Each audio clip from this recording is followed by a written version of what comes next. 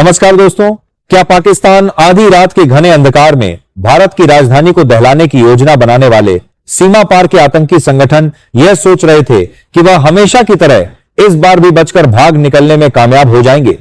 क्या पाकिस्तान के वे गहरे भूमिगत ठिकाने अब हमेशा के लिए जमींदोज हो चुके हैं, जिनके दम पर आतंकी भारत की पावन धरती पर मासूमों का खून बहाने का दुस्साहस करते थे? इन सभी सुलगते हुए सवालों का एक ऐसा खौफनाक और हैरान कर देने वाला सच सामने आया है जिसने पूरी दुनिया के रक्षा विशेषज्ञों को सोचने पर मजबूर कर दिया है। आप यह वीडियो किस गांव या किस शहर से देख रहे हैं? कमेंट करके आप अपना नाम और शहर का नाम लिखना ना भूलें। साथ में भारतीय सेना के अदम्य साहस के लिए एक जय हिंद जरूर लिखें। अब आते हैं असली मुद्दे पर, नियंत्रण रेखा पर। जो कुछ भी हुआ वह आधुनिक सैन्य इतिहास की सबसे बड़ी और अभूतपूर्व घटना मानी जा रही है, क्योंकि भारतीय सुरक्षा एजेंसियों को बहुत पहले ही यह खुफिया जानकारी मिल चुकी थी कि पाकिस्तान समर्थित 12 ठिकानों पर सैकड़ों आत्मघाती हमलावरों को इकट्ठा किया गया है, जिन्हें अत्याधुनिक हथियारों और संचार उपकरणों से लैस करके भारत के बड़े शहरों जैसे मुंबई और अमृतसर में तबाही मचाने के लिए भेजा जाना था। जैसे ही यह अत्यंत संवेदनशील और पुख्ता जानकारी देश के सर्वोच्च नेतृत्व तक पहुंची, वैसे ही बिना किसी हिचकिचाहट के दुश्मन के ठिकानों को नेस्तनाबूद करने का अंतिम आदेश जारी कर दिया गया और इस पूरे महाअभियान को ऑपरेशन त्रिशूल 2 का नाम दिया गया, जो अपने आप में ही पाकिस्तान के दिल में दहशत पैदा करने के लिए पर्याप्त है। इसके लिए गोदार में त्रिशूल 2 का नाम दिया गया कि 2 दार में 2 बारा के बार की रणनीति पिछली सर्जिकल स्ट्राइक से बिल्कुल अलग और कहीं अधिक विनाशकारी थी, क्योंकि इस बार भारतीय सेना के वीर जवानों को सीमा पार करने की आवश्यकता ही नहीं पड़ी, बल्कि कमांड सेंटर में बैठे सैन्य कमांडरों ने पूरी तरह से तकनीकी श्रेष्ठता और आधुनिक प्रणालियों के दम पर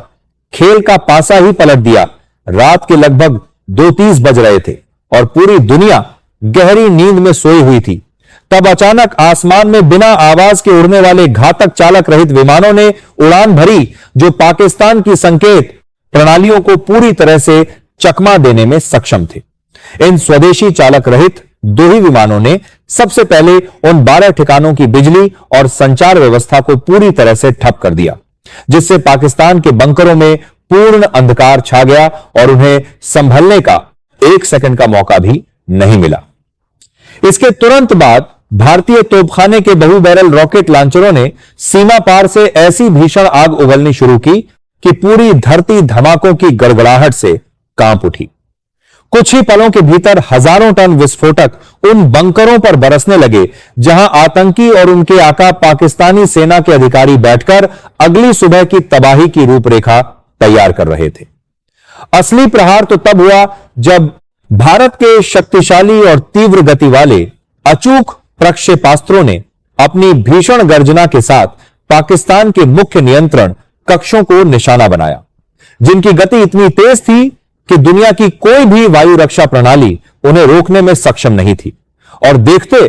ही देखते कंक्रीट के मजबूत बंकर मलबे के ढेर में तब्दील हो गए, जहां आतंक की फैक्ट्रियां चलाई जा रही थी। सुबह होते ही जब पाकिस्तान की आंख खुली तो लाहौर से लेकर रावलपिंडी और इस्लामाबाद से लेकर कराची तक हड़कंप मच गया। उनके विदेश मंत्रालय ने रोते हुए बयान जारी किया कि भारत ने उनकी संप्रभुता पर हमला किया है, लेकिन सबसे बड़ी बात यह रही कि उन्होंने अपने पूरे रोने धोने में कहीं भी यह नहीं कहा कि उन चौकियों पर आतंकी मौजूद नहीं थे। वे सिर्फ इस बात पर अपनी छाती पीट रहे हैं कि भारत ने उनकी सीमा के भीतर कदम रखे बिना ही इतनी बड़ी तबाही कैसे मचा दी और उनके बड़े सैन्य अधिकारियों को आतंकियों के साथ कैसे ढेर कर दिया। इस वक्त पूरे पाकिस्तान की सड़कों पर मातम पसरा हुआ है और वहां की जनता अपनी ही फौज के खिलाफ प्रदर्शन कर रही है कि जो सेना देश के बजट का सबसे बड़ा हिस्सा डकार जाती है, वह रात के 2:30 बजे देश की रक्षा क्यों नहीं कर सकी। वहां की जनता का यह गुस्सा बिल्कुल स्वाभाविक है, क्योंकि उनकी सेना ने उन्हें हमेशा झूठे प्रचार के अंधेरे में रखा है, जबकि हकीकत यह है कि पाकिस्तान की जमीन पर पल रहे आतंक के ये ठिकाने अब खुद उनके वजूद के लिए काल बन चुके हैं। इस पूरे घटनाक्रम के पीछे एक और बहुत बड़ा कारण छिपा हुआ है, जिसे समझना हर देशवासी के लिए बेहद जरूरी है। पिछले कई महीनों से पाकिस्तान के कब्जे वाले कश्मीर में हालात पूरी तरह से बेकाबू हो चुके हैं और वहां की आम जनता भूखमरी और कंगाली से तंग आकर खुलकर सड़कों पर उतर आई है तथा भारत में शामिल होने की मांग कर रही है। वहां के लोग चाहते हैं कि हिंदुस्तान की सेना आए और उन्हें इस नर्क से हमेशा के लिए आजाद कराए। पाकिस्तान की खुफिया एजेंसी को इस बात का गहरा डर सता रहा था कि अगर यह क्षेत्र उनके हाथ से निकल गया तो उनका पूरा भूगोल ही बदल जाएगा, और इसी डर को दबाने के लिए उन्होंने भारत के भीतर बहुत बड़ा हमला करने की योजना बनाई थी ताकि भारत अपनी आंतरिक सुरक्षा में उलझ जाए। लेकिन वे यह भूल गए कि आज का भारत किसी भी साजिश को समय रहते कुचलना अच्छी तरह जानता है।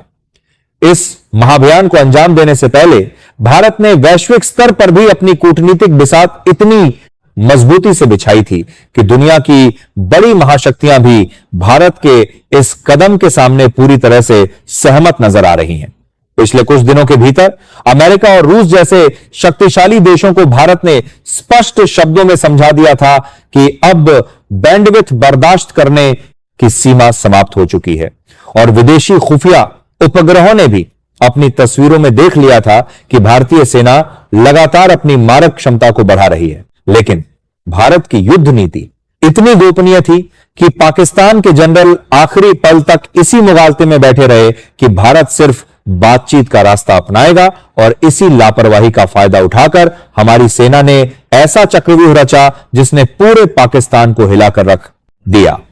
उपग्रहों से प्राप्त शुरुआती तस्वीरों के अनुसार 12 में से 9 ठिकाने पूरी तरह से जमींदोज हो चुके हैं, और बचे हुए ठिकानों पर जो आतंकी छिपे हुए थे वे अब अपनी जान बचाकर जंगलों की तरफ भाग रहे हैं, जिन्हें ढूंढने के लिए भारत के तौही विमान लगातार आसमान में चक्कर काट रहे हैं।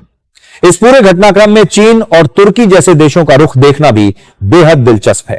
तुर्की, जो हमेशा पाकिस्तान का सबसे बड़ा वकील बनता था, इस बार पूरी तरह से चुप है क्योंकि वह खुद मध्य पूर्व के संकटों में फंसा हुआ है, और चीन ने भी पूरी तरह से चुप्पी साध रखी है क्योंकि वह अच्छी तरह जानता है कि आज का हिंदुस्तान